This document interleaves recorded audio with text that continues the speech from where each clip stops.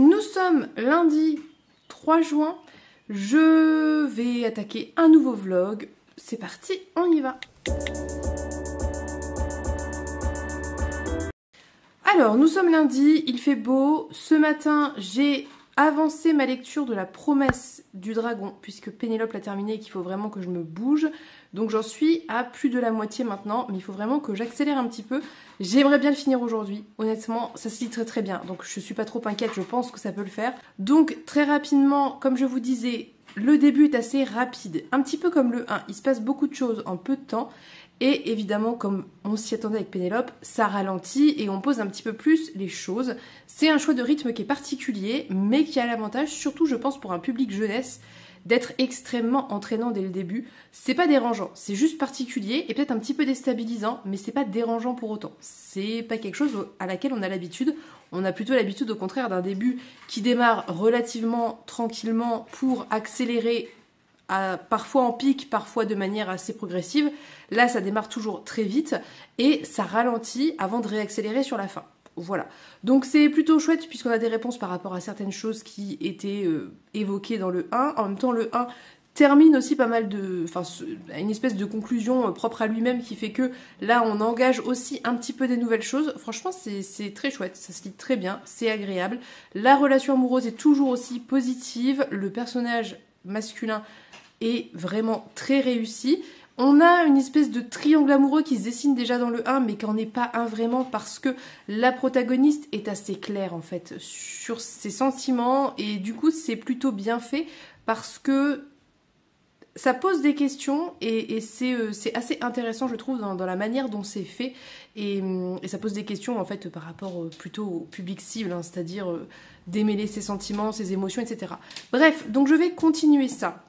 Aujourd'hui, je vais essayer de le terminer en sachant que j'ai, comme toujours, comme tous les lundis, le ménage à faire puisque je ne fais pas ça ou très peu le dimanche, dans la mesure où le dimanche, on profite pour faire d'autres choses, même si c'est pas totalement vrai puisque hier, j'ai fait du tri pour le déménagement, mais bref. Du coup, en revanche, j'ai terminé 3 lectures depuis le premier, puisque j'ai commencé et terminé Le démon de Maître Prosper. Je ne me souviens absolument plus du nom de l'auteurice, mais je vous remets la couverture ici, qui est une publication très récente de chez La Talente, qui est une novella très courte que j'ai beaucoup aimée, honnêtement, j'ai beaucoup aimé. En gros, l'histoire de base, c'est qu'on suit un personnage qui va parler à la première personne. Je ne suis pas certaine qu'on sache comment se nomme ce protagoniste, je n'en suis plus sûre, mais je ne crois pas. Et donc, il va raconter, enfin, ça va démarrer un petit peu sur les chapeaux de roue, puisque quand il se réveille, il se rend compte qu'à côté de lui, il y a une jeune femme qui est morte, qui a été égorgée, je crois, par lui-même. Et il n'en a aucun souvenir, et c'est parce qu'un démon a pris possession de lui brièvement. Et en fait, on comprend très rapidement que c'est un espèce d'exorciste, chasseur de démons, et il va devoir partir suite à ça. Et bon, bref, je vais pas trop rentrer dans les détails, c'est très court, ça se lit très vite, donc ça ne sert à rien. Mais il y a quand même une véritable histoire autour d'un certain personnage, le fameux Maître Prosper, et c'était très chouette. J'ai beaucoup aimé, j'ai trouvé qu'il y avait plein de choses qui étaient intéressantes. D'une part, ce protagoniste qui est franchement assez antipathique pour plein de raisons, qui le dit lui-même. D'ailleurs, Benjamin, des mots magiques, les pseudos, jamais j'y arrive, hein. Je vous remettrai son Instagram en barre d'infos, disait qu'il le disait trop souvent, et je suis d'accord, c'est vrai. En fait, c'est intéressant si vous voulez aller voir la chronique de Benjamin, parce que je suis d'accord avec ce qu'il dit, sauf que moi j'ai aimé, alors que lui n'a pas aimé. Donc c'est vraiment une question de sensibilité. C'est encore une fois ce genre de livre qui a les défauts de ses qualités et vice versa.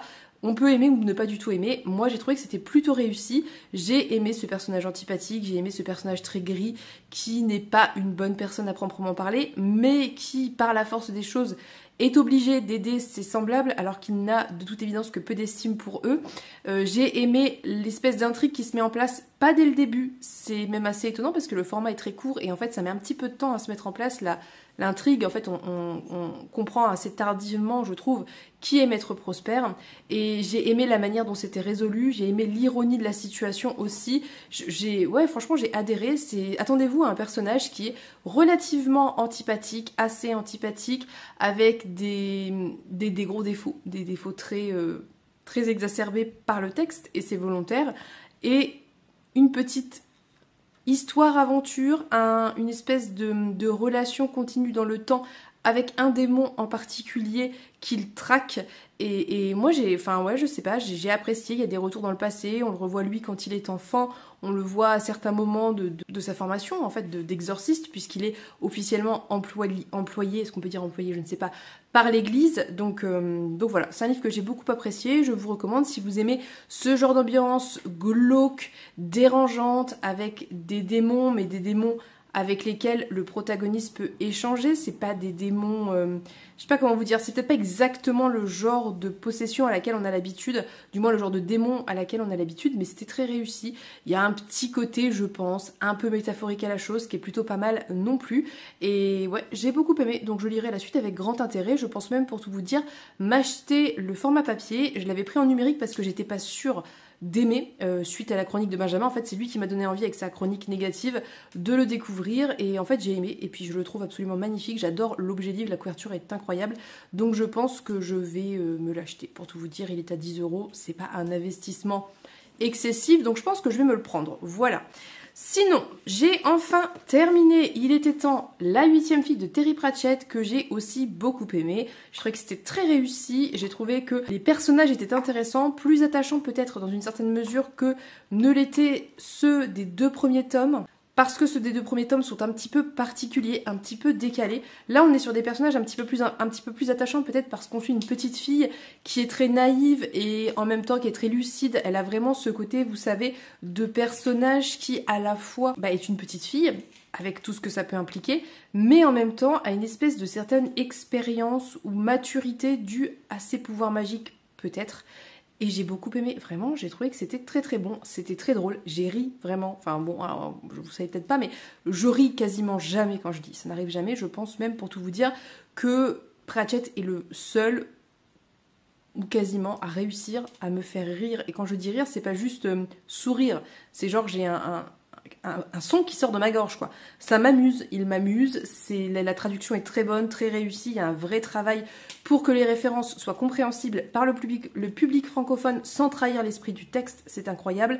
Toutes les dénonciations sont hyper intéressantes, hyper bien menées. J'aime bien la façon, par exemple ici, dont on va traiter du sexisme dans le milieu universitaire, puisque, je vous ai pas résumé, mais l'histoire, c'est une petite fille qui est la 8e fille d'un 8e fils.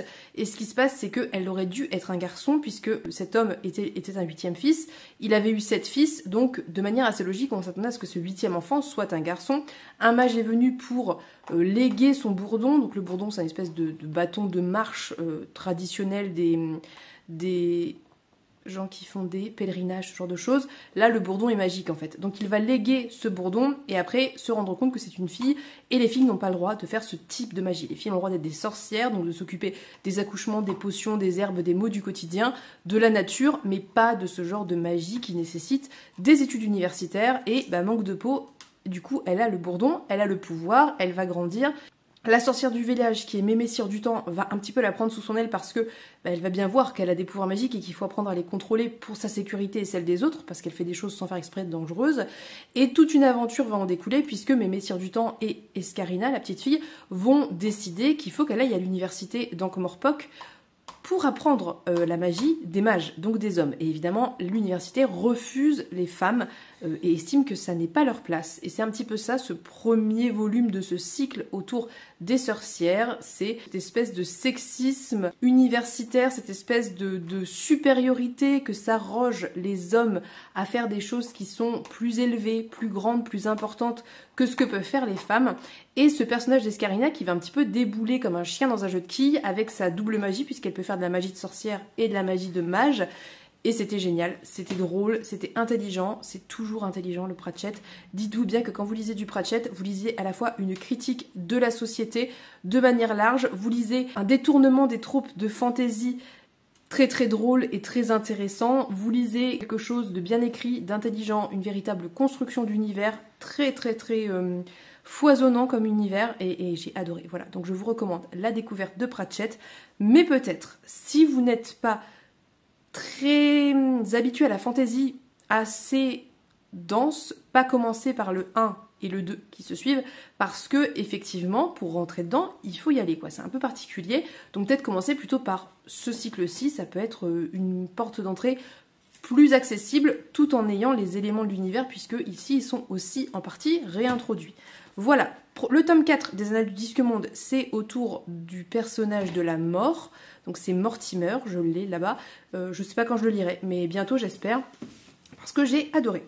J'ai aussi lu en lecture commune avec Capan ceci, le tome 2 de la Maison des Jeux. Si vous avez suivi tout depuis un certain temps maintenant, une bonne semaine, 2 semaines même quand cette vidéo sortira, je l'ai reçu en cadeau de la part de mon amoureux, je l'avais choisi, donc je suis très contente. J'avais hésité à prendre le tome 3, chose que je n'ai pas fait, du coup je vais aller acheter le tome 3 puisque maintenant j'ai envie de le lire.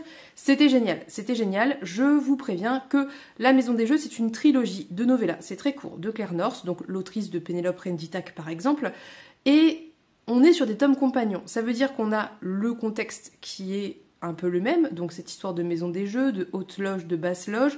On retrouve des personnages que l'on connaît entre le 1 et le 2, mais on suit un autre personnage principal, 2 autres personnages principaux même, et un autre jeu. Ça veut dire que dans le 1, on suivait Ten, qui était dans la Venise de la Renaissance, quelque chose comme ça, qui avait fait un mariage pas très réussi avec un noble parce qu'elle était une bourgeoise assez aisée. Et évidemment, l'homme avait voulu s'approprier sa fortune pour se refaire, sauf que cet homme jouait tout dans la maison des jeux, dans la basse loge, donc là où on a les jeux classiques, comme vous pouvez vous l'imaginer, casino, compagnie. Ten avait été forcée par son mari à aller là-bas parce qu'il voulait l'humilier et la mettre mal à l'aise, sauf qu'elle a été repérée parce qu'elle était très intelligente et elle a été introduite dans la haute loge. Et le livre 1, c'est elle et son jeu, le jeu qu'elle vit, sa toute première partie en tant que joueuse de la haute loge, en sachant que dans la haute loge, quand on joue pas de l'argent. On joue des années de vie, des dizaines d'années de vie, on joue des souvenirs en particulier, on joue des choses voilà, très particulières. Vous voyez, c'est un petit peu difficile à expliquer. Et donc là, on suit un autre personnage qui est Rémi Burke, qui va accepter un de ces jeux de la haute loge en étant ivre, et il va parier quelque chose de très très très important, c'est-à-dire toute sa mémoire contre un homme qui lui parie 20 ans de sa vie. Il se sent un petit peu piégé quand il se réveille et qu'il comprend que il a parié sa mémoire, ses souvenirs et qu'il joue contre quelqu'un qui a toutes les armes pour réussir puisque ça se passe à Bangkok, donc ça se passe en Thaïlande et que il fait une partie de cache-cache avec cet homme et que lui est la personne la plus repérable qui soit puisqu'il est blanc, qu'il fait 1m80 et que ça va être très difficile de se cacher en fait pour gagner cette partie. Donc la partie va démarrer et on va suivre Rémi qui essaie de s'échapper, de se cacher. Vous découvrez toutes les règles du jeu qui sont établies par l'autre protagoniste puisque Rémi était sous et qu'il a tout accepté sans réfléchir. Et donc on va suivre cette partie avec sa finalité. C'est ça que j'adore, c'est on voit toute la mise en place des pions puisque les joueurs ont des cartes et les cartes ce sont des gens en fait, je sais pas moi, typiquement un policier, une bonne sœur ou que sais-je. Et donc on les voit avec leurs pions, avancer leurs pions pour s'en sortir ou voilà. Donc bref, j'ai adoré, c'était génial. Ce que ça a d'un petit peu peut-être meilleur que le premier, bien que j'avais adoré l'histoire de Ten, c'est qu'ici on est sur un jeu qui est beaucoup moins compliqué à comprendre et vu le format, c'est vrai que c'est pas désagréable dans le sens où on perd pas de temps à comprendre les règles. Tout le monde connaît le jeu de cache-cache, tout le monde est capable de s'imaginer, de se représenter la chose, donc c'est beaucoup plus simple et c'est une espèce de track, donc c'est aussi beaucoup plus simple que le 1 était beaucoup plus politique. Mais les deux sont excellents, je vous recommande. Je vais aller me chercher cette semaine le 3e tome pour le lire avec Capan et j'aurai terminé cette saga que je traîne depuis trop longtemps alors que j'ai envie de la dévorer. Donc voilà, l'excuse est toute trouvée. Ça sera un de mes achats qui sera lu dans la foulée et j'en suis ravie. Voilà, donc je vous recommande de découvrir La Plume de Claire North via ces novellas parce que Pénélope Renditak est peut-être un biais d'entrée dans l'univers de l'autrice un petit peu dense, un petit peu particulier. Là vraiment c'est un format court, vous allez vous frotter directement avec beaucoup d'efficacité à sa plume, à sa manière d'écrire, à ce côté très acéré qu'elle a, cette plume qui est très acérée et je pense que vraiment c'est une bonne façon de se faire une idée. Ça n'est pas si fantastique que ça, mis à part les enjeux à proprement parler. On est vraiment dans quelque chose assez classique, un peu ici une track quoi. Donc le 1 plutôt politique, celui-ci plutôt une track. Donc c'est, même si on n'est pas un très grand connaisseur ou qu'on n'est pas un très grand amateur ou une très grande amatrice de SFFF, ça vraiment ça se dit tout seul. Il n'y a que l'enjeu qui est un peu fantastique, sinon le reste pas de souci. Voilà, et c'est tout. Et je trouve que c'est déjà pas mal puisque j'ai lu 3 livres en début juin, dont un qui traînait depuis bien trop longtemps, on s'entend. Là aujourd'hui, je vous ai dit, je vais terminer La promesse du dragon, reprendre L'humanité femme parce que je suis à la bourre, mais tellement à la bourre. Et je vous ai pas dit, mais j'ai attaqué le 3e tome du Royaume de Pierre d'Angle de Pascal Quivigé avec toujours les mêmes personnes, Earl Grey, Capan, Priscilla et une 4e personne dont j'ai pas retenu le pseudo, j'en suis désolée si tu passes par là. Donc c'est tout. C'est tout, mais je vais être honnête avec vous, je suis extrêmement à la bourre puisque je n'ai pas attaqué Mexican Gothic, qui est c'est mon projet pour là, les prochains jours. Il faut que j'attaque Mexican Gothic, même s'il paraît que ça se lit très bien, il faut que je m'y mette un moment. Et puis j'ai plein de lectures en cours qui sont très très à la bourre et j'aimerais bien vraiment attaquer La Cité des Marches de Robert Jackson Bennett, qui est un service de presse que j'ai depuis beaucoup trop longtemps maintenant. Donc voilà, ça va être... une semaine chargée. Je vous cache pas que je pense que ça va être chargé, mais on va voir ce qu'on arrive à faire. Et si je n'y arrive pas, ce n'est pas grave. J'ai attaqué sur liseuse Utopia, du coup, je vous ai pas dit, mais je vous en reparlerai. J'ai lu qu'un chapitre, une 30aine de pages que je lis avec Emeline. Et voilà. En tout cas, je peux vous dire pour Utopia que le début est absolument génial et j'adore ce début. Soit, je vais vous laisser pour cette introduction qui est beaucoup trop longue. On n'est que lundi, j'ai tourné 17 minutes. Donc on va essayer de se calmer, sinon ça va encore durer 1h30. Donc je vous laisse pour aujourd'hui. Je vais faire le montage de la vidéo de ce soir, reprendre ma lecture de La promesse du dragon, et on se dit à plus tard.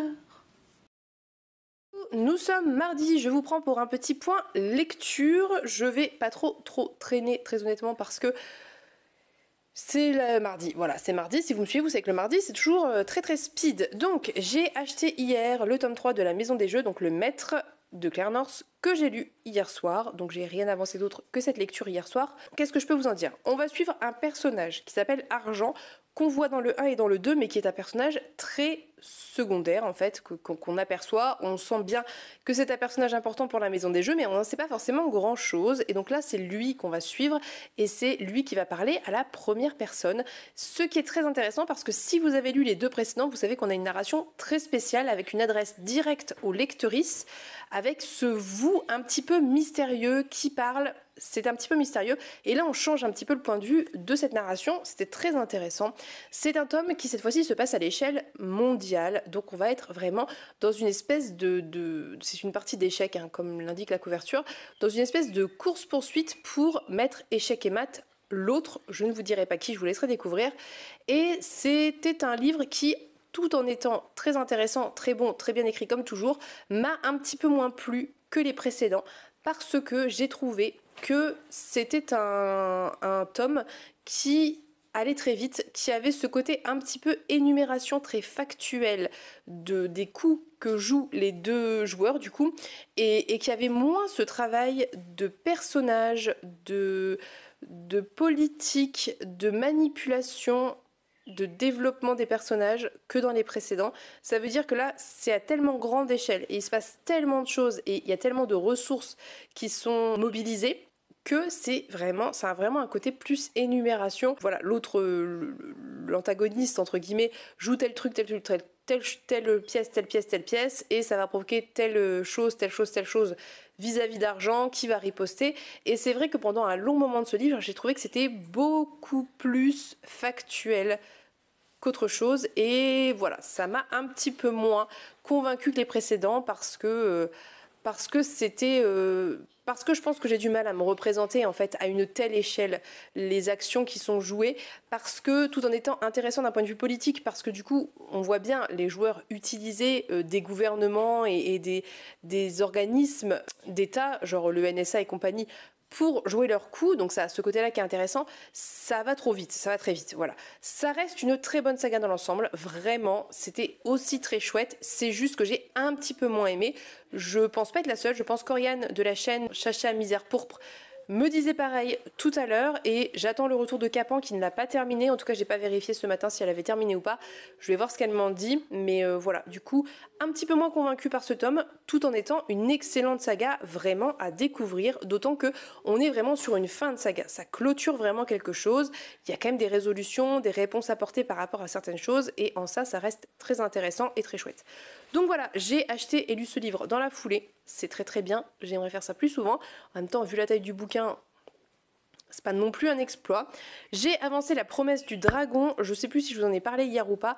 Je suis sur le mouvement un peu final, mais je vais pas forcément trop vous en reparler maintenant, parce que j'aimerais vraiment le terminer aujourd'hui absolument, pour pouvoir reprendre ma lecture de Pierre d'Angle. Le problème c'est que si je m'éparpille, je n'avance pas, j'avance un peu rien en fait, un peu tout et un peu rien, et ça... les mouches, le retour, la joie. Et ça m'embête, donc je vais me concentrer sur La promesse du dragon, et quand j'aurai terminé La promesse du dragon, ce qui devrait pas prendre trop de temps, ça se lit très bien, j'avancerai Pierre d'Angle et d'autres choses qui sont un petit peu sur le feu, notamment Fangirl, que je n'ai pas du tout avancé depuis 1500 ans, Mexican Gothic, qui est l'explorat livre du mois dernier, que je n'ai même pas commencé. Voilà, c'est un petit peu compliqué en termes de timing. Et puis pour tout vous dire, il y a des livres que j'ai envie de lire, là j'ai un peu envie de tout plaquer pour lire certains des livres de ma bibliothèque, donc c'est un petit peu compliqué. Mais on va s'en sortir, je vais juste essayer de terminer des choses en cours et ça va le faire. Voilà, petit plan pour aujourd'hui. En même temps, hier j'ai beaucoup parlé, donc ça va faire l'équilibre entre les deux. Je vous reprendrai, je ne pense, que demain, dans la mesure où cet après-midi c'est un peu chargé. Je suis pas sûre de réussir à terminer La promesse du dragon avant ma session de lecture du soir. Voilà. Donc, je vous laisse, je vous fais des bisous, on se dit à plus tard, à demain. On se retrouve, nous sommes vendredi 7 juin, oui. Je n'ai pas filmé mercredi ni jeudi parce que c'était vraiment des journées qui ont été très chargées, très pleines, donc je ne vous reprends qu'aujourd'hui, je clôturerai demain, je l'espère. Je vais vous faire un point lecture puisque j'ai terminé un livre, je ne sais même pas où je l'ai mis tellement c'est le bazar. C'est bon, je l'ai trouvé. Donc, j'ai terminé la lecture du tome 3 des Royaumes de Pierre d'Angle de Pascal Quivigé, que j'ai lu en lecture commune comme la fois précédente avec Capan et Priscilla, qui étaient les deux premières d'origine. Un autre groupe s'est rajouté Earl Grey et Joséphine, donc maintenant nous sommes 5 sur ces lectures et c'est très chouette puisqu'on embarque de plus en plus de monde et tant mieux parce que vraiment... quelle excellente lecture encore une fois. On est sur un tome qui pour moi a ce côté... Alors la fin du tome 2 est un peu pivot concrètement, il se passe un truc, évidemment c'est charnière, c'est pivot, on s'y attend, on sait que ça va arriver, c'est pas une surprise, mais ça reste dur, ça reste assez dur. Et évidemment c'est un pivot pour l'histoire, pour la suite. Donc ce tome 3, on est vraiment dans...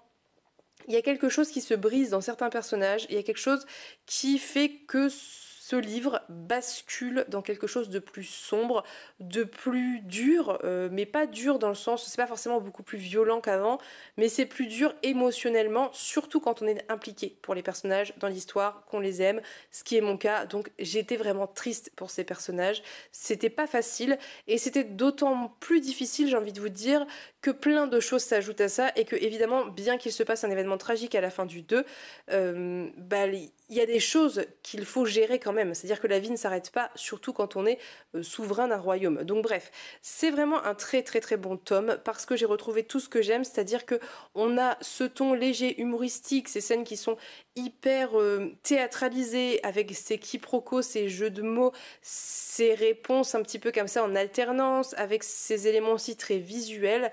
C'est très réussi dans l'écriture, vraiment, je parle purement de forme là, je parle même pas de fond, je parle purement de forme.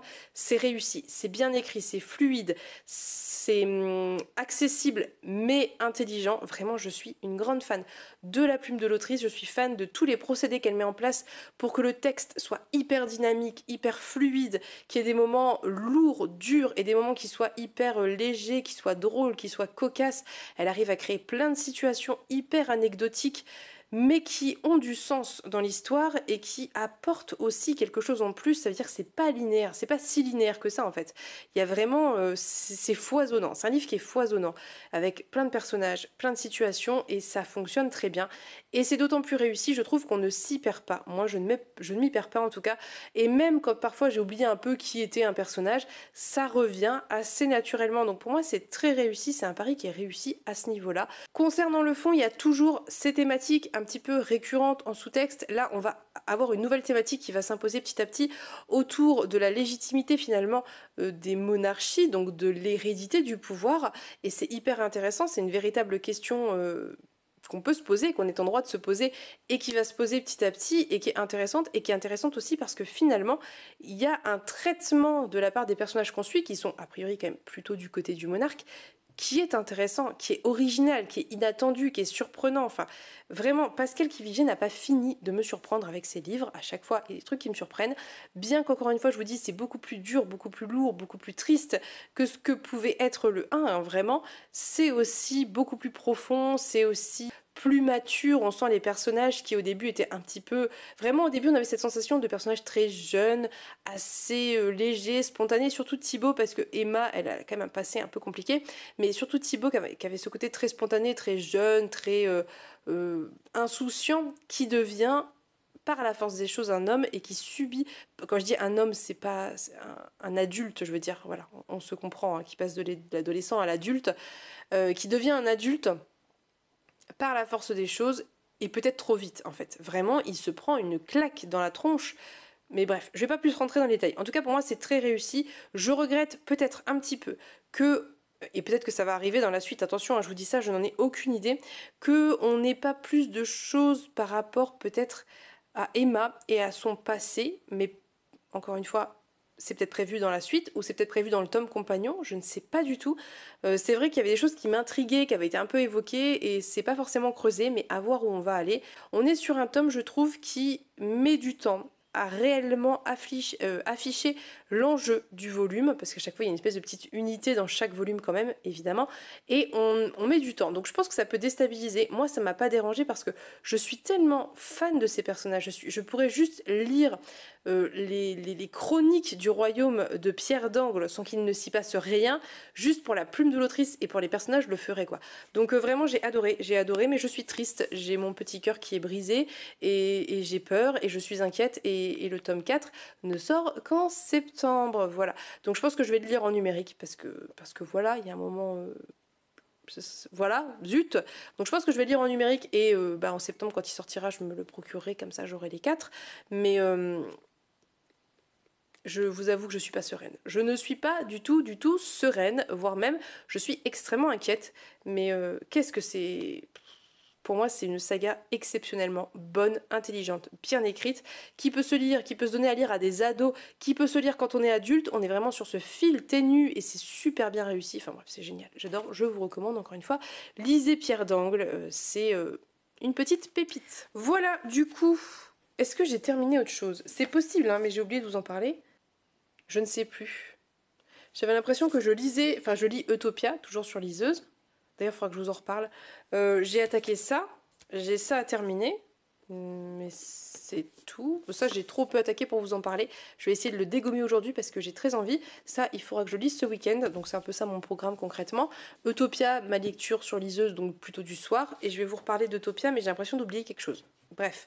Donc, Utopia de Camille Le Boulanger, publié chez Argile. C'est compliqué à résumer, puisqu'on va suivre un personnage. En fait, c'est assez ça, pour le moment, en tout cas, ce côté très tranche de vie où on développe une espèce d'univers utopique, mais c'est pas vraiment utopique parce que c'est pas quelque chose d'impossible. C'est pas impossible ce qui est décrit.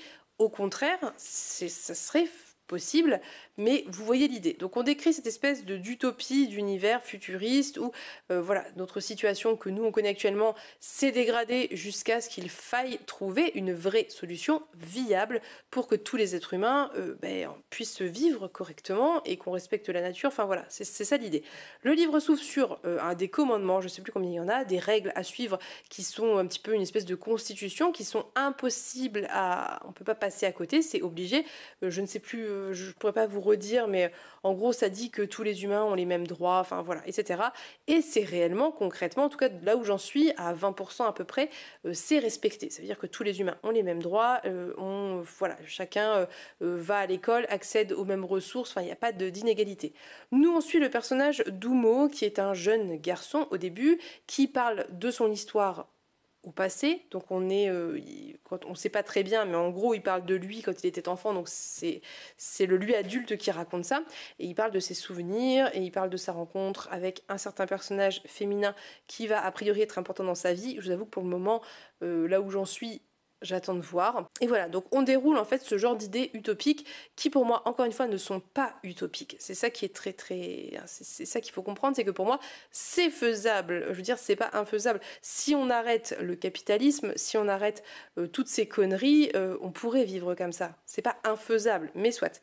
Donc on suit Umo dans sa progression de l'école jusqu'au secondaire, etc.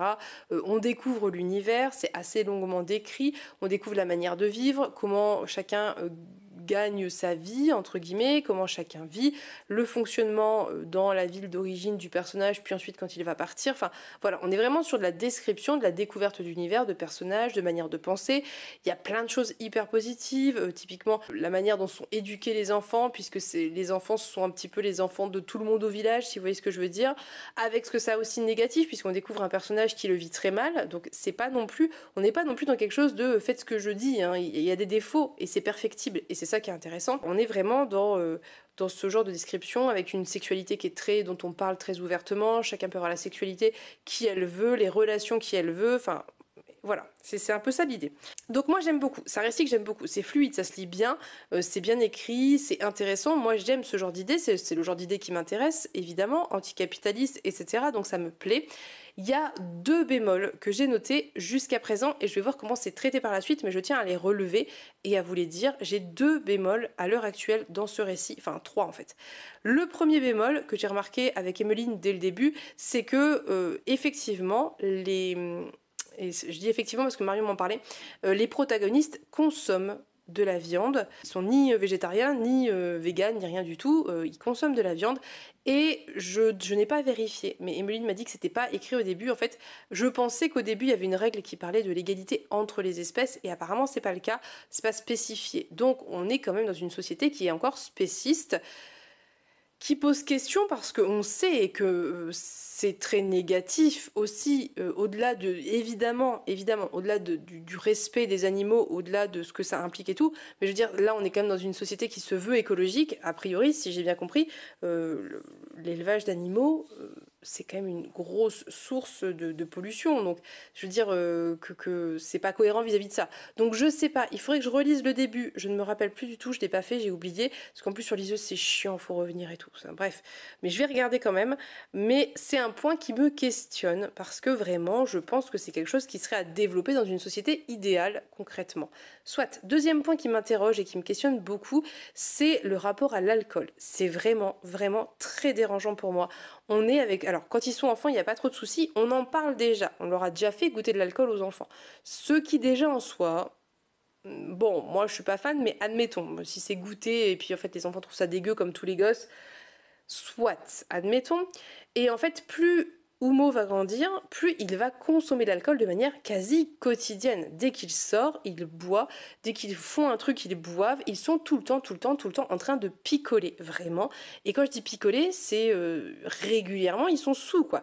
Ça, c'est vraiment un truc qui me questionne. Donc avec Emmeline, on en a parlé, parce que c'est aussi l'intérêt d'une lecture commune, et elle me disait, et c'est peut-être très très juste, que finalement, ces 2 points étaient 2 aspects qui montraient, qui mettaient en avant le fait que la société n'était pas encore à son apogée, qu'elle était perfectible et que ça cachait peut-être encore des choses à améliorer. C'est-à-dire que quand on picole en général, comme le disait encore une fois très justement Emmeline, c'est pour se désinhiber, donc c'est qu'il y a pas cette régulation naturelle de oui, bah, je vais boire un verre et puis je vais pas, voilà, c'est tout. Là, il y a ce besoin de se saouler pour se désinhiber, donc peut-être qu'il y a quelque chose à creuser autour de ça et autour du spécisme aussi, évidemment. Donc ça, c'est à voir.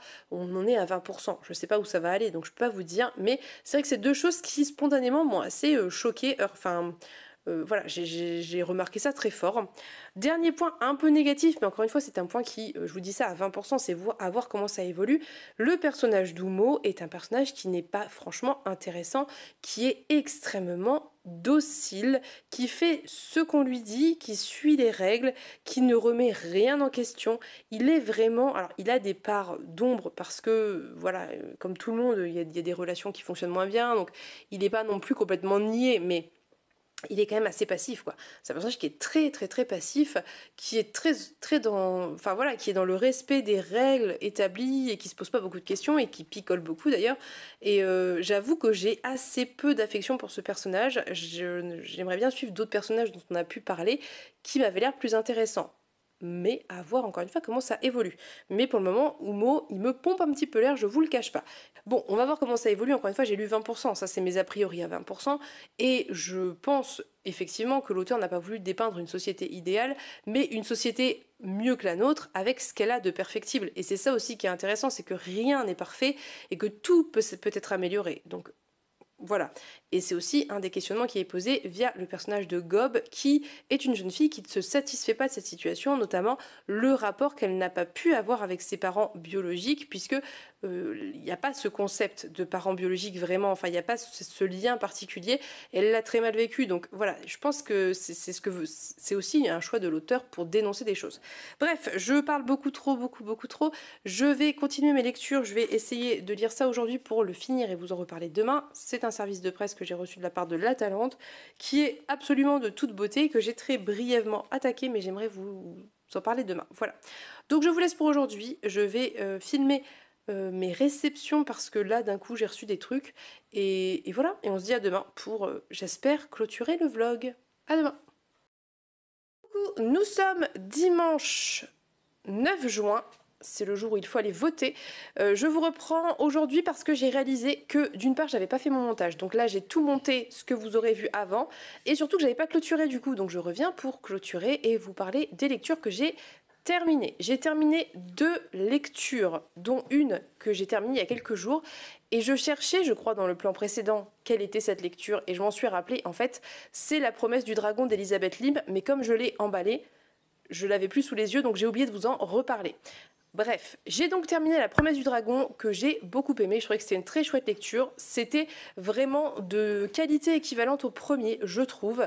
C'est une lecture qui va pas être un coup de cœur absolu, qui va pas révolutionner la littérature jeunesse, mais vraiment qui était très très chouette et que vous pouvez donner les yeux fermés à un public 12-13 ans, à partir de 12-13 ans, parce que c'est hyper respectueux, c'est pas très violent, enfin ça a toutes les qualités qu'on aime en jeunesse, concrètement. C'est-à-dire que c'est bien écrit, il se passe plein de choses, il y a des relations respectueuses, des relations qui sont questionnées aussi, il y a de l'action, et en plus de tout ça qui sont quand même des éléments importants, je trouve, pour de la littérature jeunesse, on a une mythologie d'origine asiatique, donc hors occident, qui change, et ça fait le plus grand bien d'avoir une origine hors occidentale, enfin en tout cas une inspiration d'origine hors occidentale, avec donc des mythologies, des mythes différents, et donc forcément une ambiance aussi qui est différente de ce à quoi on a l'habitude peut-être. J'ai beaucoup aimé ce qui se passait, je trouve que c'est assez intéressant parce que même dans le premier c'était comme ça, c'est assez séquencé, c'est-à-dire qu'il se passe quelque chose, il y a une action qui se passe dans un certain lieu par exemple, certaines choses précises, et ensuite on passe à autre chose. En fait il y a vraiment au sein d'un même tome différentes actions à différents lieux avec différents personnages et le tout est cohérent et fonctionne et ça donne l'impression de lire vraiment quelque chose d'assez vif, d'assez voilà, ça avance, ça bouge et ça fonctionne très bien. Vraiment, c'est une lecture que j'ai beaucoup aimée. Je vous dis, vous pouvez y aller les yeux fermés parce qu'il n'y a pas de scènes qui sont explicites, il n'y a pas de violence, etc. Et il y a une très belle relation qui est un très très bon exemple à donner à lire à un public jeunesse, une relation positive, une relation où on échange, on communique, où les personnages apprennent à se connaître, où il y a du respect, enfin voilà, ça change tellement que ça vaut le coup. Donc n'hésitez pas, si vous aimez la littérature jeunesse, tentez-le. Après, c'est quand même assez jeunesse. Je vous préviens, si c'est pas trop votre truc, voilà, c'est quand même assez jeunesse dans la naïveté des personnages, dans justement ce côté un petit peu qui atténue les violences, qui atténue certaines choses. Donc ça, c'est à vous de voir. Mais moi, je l'ai beaucoup aimé, ça se lit très bien, c'était chouette. C'était un vrai moment, en fait, doudou. C'est assez réconfortant, finalement, quand on est adulte, de lire ce genre de bouquin. Donc bref, je vais pas plus m'étendre sur La promesse du dragon. Je pense que j'en ai quand même pas mal parlé. Je pense que vous êtes capable, avec ce que je vous en ai dit, de vous en faire un avis. Et la fin était très satisfaisante, mais aussi assez surprenante. Je vous avoue que j'ai beaucoup aimé cette fin. Voilà, c'est tout pour cet ouvrage. Du coup, j'ai, comme je vous l'avais dit, attaqué et terminé Don d'Ursula K. Le Guin. Je l'ai lu quasiment dans son intégralité hier. En même temps, c'est assez court, ça fait 210 pages, quelque chose comme ça. Donc ici, on est dans une novella, une trilogie de fantasy. où on est clairement dans l'inspiration celtique. Alors on me disait écossaise, c'est totalement possible puisqu'on retrouve des personnages qui portent des kilts par exemple, mais de manière générale je pense qu'on peut dire celtique. Ça m'a fait penser typiquement un petit peu, dans une moindre mesure, à l'ambiance de Roi du Monde de Jaworski. Il y a de ça là-dedans et c'est quelque chose que j'aime beaucoup, peut-être en termes de paysage, de manière de vivre des protagonistes, et je pense que c'est ce qui a eu le plus fort attrait pour moi. Et je sais pas comment dire, mais en gros c'est ce qui m'a séduit. Moi c'est quelque chose qui me séduit beaucoup, ce genre d'ambiance fantasy celtique, j'aime beaucoup ça, c'est ce que j'aimais dans Druid aussi par exemple. Bref, donc j'ai terminé Don et c'était une lecture que j'ai appréciée, j'ai beaucoup aimé. Je peux pas vous dire que c'est parfait parce que c'est assez long à démarrer honnêtement, et j'ai toujours cette impression quand je lis Le Gain qu'il y a ce fameux premier chapitre, ce fameux début où il faut mériter sa lecture, où il faut réussir à rentrer dedans. C'est toujours un peu opaque au début et une fois qu'on passe ça va, c'est hyper fluide, ça passe très bien, mais c'est vrai que ce début était un peu long, ça c'est long à se mettre en place. Après voilà, il y a 3 volumes, donc je sais pas comment ça sera pour les autres. J'ai aimé, en fait si vous voulez, je vous ai pas résumé, on suit un personnage qui s'appelle, je ne sais plus encore une fois les noms et les prénoms, Aurek. On suit en fait Aurek qui est un jeune garçon qui fait partie d'une famille qui a un don. Donc on est sur un fonctionnement un petit peu de clan. Il y a différents clans avec différentes plus ou moins spécialités, donc l'élevage d'animaux, ce genre de choses, et chaque chef de clan s'appelle un brantor et les brantors ont des dons. Donc des dons très différents. Ça peut être guérir, ça peut être... voilà, il y en a qui ont le don du couteau. Alors je sais pas comment voilà, trop vous expliquer, mais trancher. Aurek, il a le don, je sais plus comment ça s'appelle son don. Défaire, je crois que c'est défaire. Donc c'est faire exploser les choses, imploser les choses. Enfin, il y a plein de types de dons. Il y a le don aussi par rapport aux animaux. Et donc il y a différents clans avec ces dons et des alliances entre ces clans puisque les filles héritent du don de la mère et les garçons héritent du don du père. Et Aurek est le seul descendant de cette lignée, donc de la lignée du don de défaire. Et il y a tout un questionnement au début autour du fait que le don apparaît en général à partir de 9-10 ans et que Aurek attend que son don apparaisse et ça ne vient pas. Et donc c'est une grosse source d'angoisse pour lui, pour sa famille aussi, puisqu'il est le seul à avoir encore ce don finalement, en tout cas de manière de lignée directe et de manière très forte. Il y en a d'autres dans la famille, des cousins qui l'ont, mais de manière un petit peu moindre. Et donc il y a vraiment une première partie autour de ça et ensuite une deuxième partie que je vous laisserai découvrir.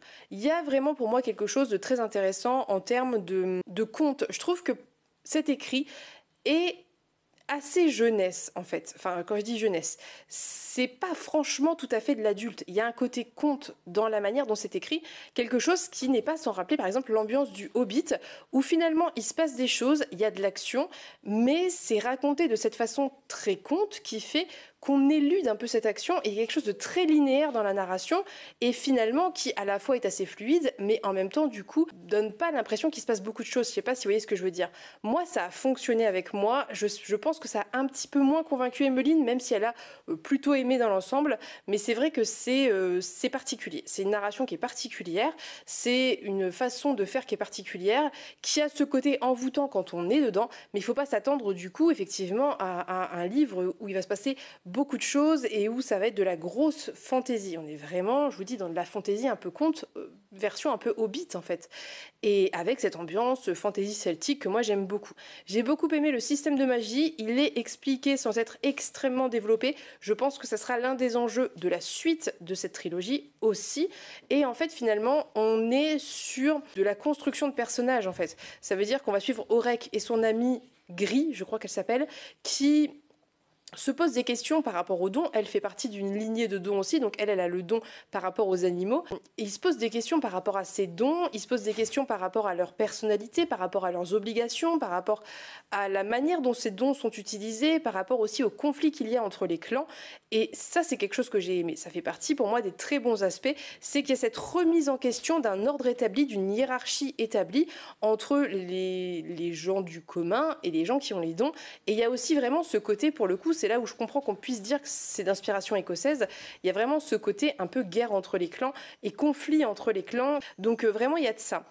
Et dans l'ensemble, si vous entendez les oiseaux, je sais plus comment, les martinets, voilà. Si vous entendez les martinets, c'est normal, c'est la saison, les fenêtres sont ouvertes. Bref, donc moi j'ai aimé, vraiment j'ai aimé. Une fois que j'ai passé ce début, moi je dirais que ça m'a pris peut-être un quart du bouquin pour rentrer dedans, mais une fois que j'étais dedans, les pages se tournaient toutes seules et de plus en plus vite. Et j'avais envie de savoir, parce qu'on revient sur des épisodes hyper fondateurs pour la vie de ces personnages, notamment Aurec. On suit beaucoup Aurec. Et aussi un petit peu de Gris. Et j'ai espoir en fait que dans la suite, j'espère, on va peut-être changer un peu de point de vue et peut-être s'intéresser au point de vue plutôt féminin, parce que ça serait intéressant de voir, parce que c'est aussi ce personnage féminin qui apporte des questionnements en fait dans l'univers et qui est intéressante. Je pense que si vous le prenez pour ce qu'il est, donc un espèce de livre de conte fantasy, ça peut vous plaire, parce que c'est bien écrit, parce que c'est intelligent, parce que l'ambiance est réussie. Si vous aimez ce genre de paysage, c'est très très chouette, vraiment c'est très très très très chouette. J'ai hâte d'avoir la suite, voir où ça va aller, voir ce dont on va parler, quel point de vue va être adopté, comment ça va évoluer. Voilà, je vous parlerai de la suite quand elle sortira.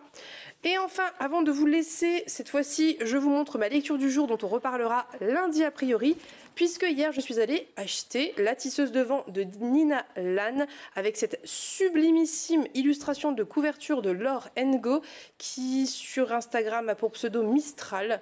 J'essaierai de vous remettre ça en barre d'infos si j'y pense. Elle est magnifique. C'est la couverture qui m'a appelée. Et en fait, Emeline m'a dit qu'elle aussi, ça lui faisait envie. Et une chose en entraînant une autre, on s'est dit que si l'une l'achetait, l'autre l'achetait et qu'on le lisait dans la foulée, c'est ce qui va se passer. Donc là, je finis de tourner, je finis mon montage, je mets la vidéo en ligne et j'attaque ça avec grand plaisir puisque ça a l'air absolument génial. C'est assez jeunesse, c'est Didier Jeunesse, c'est à partir de 13 ans, je pense. En tout cas, j'ai hâte de le découvrir. J'ai hâte de lire ce bouquin qui m'inspire énormément. Donc, objectif, aujourd'hui, je lis ça le plus que je le peux. Et je vais avancer Utopia et j'aimerais terminer Plein ciel tant que j'y suis parce que ça traîne trop. Voilà, mais je sais pas ce que je pourrais faire dans la journée. On va voir, je vous en reparle dans tous les cas demain. Sur ce, il est temps que je vous laisse. N'hésitez pas à me dire ce que vous avez pensé des lectures dont j'ai parlé. Finalement, j'ai plutôt bien lu cette semaine. J'ai terminé plein de choses qui étaient en cours et j'en suis ravie. Je vous ai pas dit, j'ai avancé l'Humanité Femme, mais on en reparlera la semaine prochaine. Donc n'hésitez pas à me dire qu'est-ce que vous avez lu cette semaine, sur quoi vous êtes, qu'est-ce qui vous fait envie, est-ce que La tisseuse de vent vous inspire, est-ce qu'un des livres dont je vous ai parlé vous inspire. N'hésitez pas à me dire ça en commentaire, je serai ravie de discuter avec vous. En attendant, je vous souhaite à tous et toutes une très bonne journée. Je vous fais de très gros bisous et on se dit à bientôt pour une prochaine vidéo. Bye bye!